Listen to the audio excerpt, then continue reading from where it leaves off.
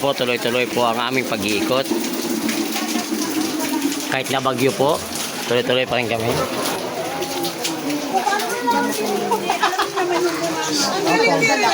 Sige po.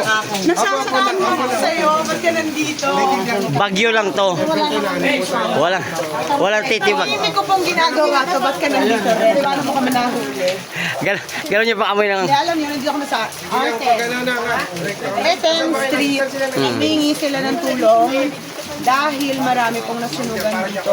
More or less, halos 50 families po ang natamaan. So far, wala pa po masyadong tumutulong. So sana may mga magpadala ng tulong dahil on top of yung mga basic na kailangan nila, kailangan din nila mapagawa yung mga bahay. Kasi ngayon, umuulan, wala silang matirahan. So nandun lang sila sa kalsada na nakatin. So please, sana tumulong kayo, magpadala kayo ng tulong dito dahil medyo mahaba-haba ang tulong na kailangan dito. Tingnan niyo yung bahay. Ito yung pinaka natamaan na bahay. Oo nga no. Nasa dulo pala. Pero ito, boss. Halika, pasa kayo. Okay. Ang mga dilubyo nangyayari, papakita ko sa inyo. Imagine nyo, hindi nila akalain na mangyayari to. Tahimik ang buhay nila hanggang masunog bigla dahil daw sa isang airport. Tandaan po, ma'am. Wala problema. Huwag ka po kailang po. Wala akong problema. Ayun, nakakadulog. Igo, dyan lang ha. Ay, pilasok ng tubig. Baka bumagsak Basta eh. kayo pumasok. Ako na, okay na ako. Yung hagdan, hindi pwede magtetan. Ayun, tandaan lang po. Pakita mo na ito. Saan ka na? Dito pa. Yun o. Di ako na- Hindi na makakapanik sa taas. Lahat ng gamit, pati mga sapatos, chinelas. Marami pa dong gamit na Sunog po. So wipe out ang kanilang gamit lahat. So kailangan po ng maraming tulong sana na ipadala dito. So far, wala pa pong dumarating. So kung makita nyo to, magpadala na kayo. So ito pa yung mga gamit. Kasi ako may baha dahil nagkakaisda sa loob ng bahay. Isda lang pala yung kailangan. Aquarium. Kung pakita yung sa taas namin yung bintana para makita. Yung bintana po yung makita. Hindi payong. Okay lang ako. Ayun, sunog. Pakita mo na rin. Mabaho pa ng kusok sa amin. Kailan to nangyari, Nay? Parang ngayon ko ito narinig. Ha? Kailan to nangyari? Kahapon lang to. Kaya so far, wala pa po nagpapadala ng tulong. Oo. Hanggang dun sa dulo. So, apartment ho ba to, Nay? Apartment? Apartment ho ba? Apartment, oo. Apartment. So, ito po yun, oh. So, kahit bumabagyo, yun nga sabi ni Vice Che. Hindi mabugbog.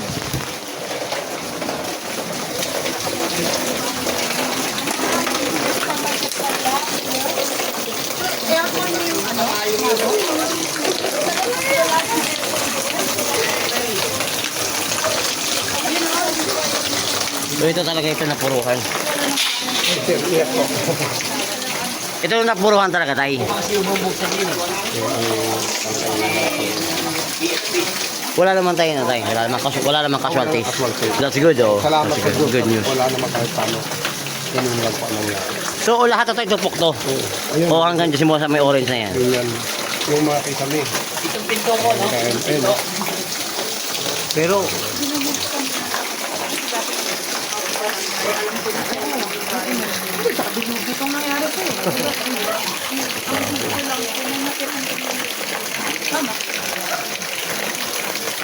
Tapos binagyo pa. motor lang. Hindi nakaligtas yung motor. Oo, inaabot talaga ito.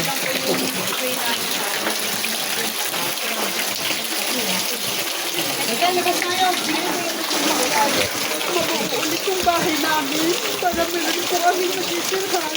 Hindi alam niyo ba po dito sa mahirap. Ang hirap po ang bahay. Lalo na puro lang po kami binibig ang sahod. Sakit mo po isipin. Pero hindi ko po kakayanin. Hindi niyo po kami tulungan bumawi. Sahod na po namin yung bahay. Okay na po kami. Kapag araw-araw kasi may trabaho naman ako bilang ina. Mula po yung mga anak ko, lalo na po kaya anak ko, dalawang ano po ako. Hindi ko alam kung paano ulit kami mag-usap.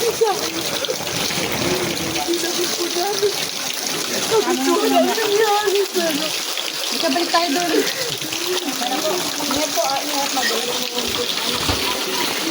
Nadulas ka. Ito yung masama. Nasunugan na nabagyuan pa.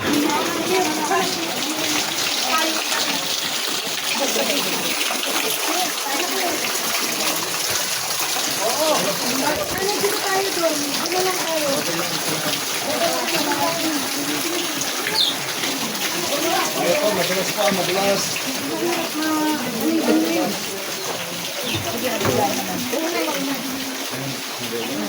Mabuti hindi naabot ng kabilang bahay, no?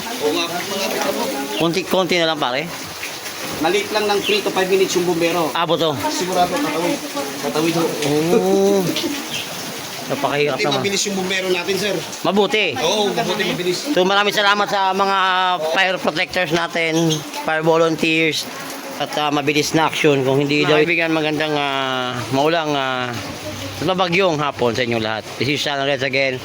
At dito po tayo at napuntahan po natin itong Barangay 400 dito po sa May Sampaloc. At kasama po natin ngayon si Vice Che at Jensa. At nandito sila para po mag-abot ng kaunting tulong para sa ating mga kababayan na nasunugan. Which is pinakita natin kanina sa video na to na apartment ho to. Ayan po yung building na yan. Apartment ho yan. At nasunog po yun doon sa kabilang side. Umabot daw ata ng 4 na units, o di ko sure kung ilang units, di ko nabilang, for sure 4 o 5 na units na sunog. So mabuti na lang at mabilis po yung ating mga fire responders, ating mga bombero, mga nasunugan. Ate, kamusta naman kayo? So dito kayo natutulog so ngayon. So nabagyuan pa, lalong sumama. So far, ito po yung nakikita ninyo. Ate, ito ka nakatira? Oo. So saan pong bahay nyo? Dito kami bandasan. Ito sa gilid. Naabot yung sunog. Bali ano po, nabasa lahat ng gamit namin kasi binasa dito sa namin. Pero hindi kayo na sunugan. Gamit lang nabasa. Gamit po. Kasi So, mabilis ho ba yung pangyayari? po, mabilis talaga ang lang apoy. Oo. Mga anong oras ho ba nangyari ito? Mga alauna po, sir. Kagabi? Gabi. Oo. Ang gabi na pala to. Po. Oo, kaya akala ko kasi last day pa. Last day po mga Oo. nung 1 po. Oh. Madaling araw sa nangyari, alauna. Ano ho ba yung reason daw? Sa... Sa ano ata, sir, sa may na ano ata na wire na yung kasi... nakapot na yung Oh, kasi may kalumaan na rin itong apartment na to. Oo. So talagang ang bilis. mabilis, sir, kasi ano lang, pagtingin na namin, ano na, naglalaglagan na ng apoy. Pero yung mabuti, mabilis naman yung responde ng mga fire truck. Kasi kung hindi, posibleng Pag ano pa ng mga 30 minutes o 45 minutes, kami lahat siya. tawid na dito, no? Kaya sa dami ng bumbero talaga, hindi naman, hindi na dami itong isang line. So napasama lang ngayon, bumagyo pa. Ayun na nga, sir. Tapos ano, wala pa kami kuryente. Kaya dito kami nakitulog. So paano tayo magsisimula ulit nito? Ang hirap na yan, sir. Ang hirap umpisa na ng ano. May tumulong na ba kung dumating? Besides. Kahin pa ako. Meron naman. Meron na. Pero sa financial, wala pa. Wala pa po, sir. Sa lokal, wala pa din. So, abangan lang natin siguro. Abangan lang natin. Para at least makapagsimula din kayo. Ako, ang hirap. So, paano kayo magsisimula? Lipat kayo bahay na naman. Hindi po. Diyan naman kami. Hindi kami nilipat. Dala lang muna. Papaayos na lang ulit. Papaayos kami. Mabangon kami ulit, sir. Kung maano namin, unti-untiin din namin na papagandahin kung sakali. So, ayan mga kaibigan. Ito po yung apartment na to. Bali, 1, 2, pangatlo ba? Pangatlo ba yung pangapat? Ang ano, sir? Yung nadamay. Pangapat, no? Hanggang dulo, di ba? Ito, sir. Hanggang dito po. Ito yung napot ito. Umabot dito. Okay. Bali, 7, sir. 7 bahay. Mula sa dulo hanggang dito. Ilang pamilya ho ba nakatira dyan? Bali, marami kasi, sir. Kasi medyo may mga nag-board, ayan, may pamilya. Oo, kaya talaga madami. So kawawa din dito, isa sa mga estudyante din. Ako, may mga bata pa po eh. Oo, kawawa naman. So mabuti na talaga ito inabot. Ako, sir, kasi talagang ibinuhos talaga nila ito. Bali, nililipat. Oo. So, ayun mga kaibigan, so dito po yung sitwasyon dito. Bumabagyo pa ako ngayon. Ito po yung bagyong Inteng. Ito po yung sitwasyon dito, tingnan nyo.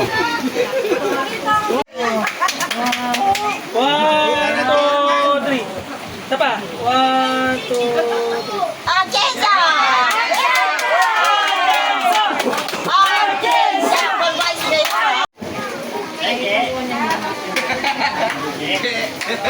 Arkansas!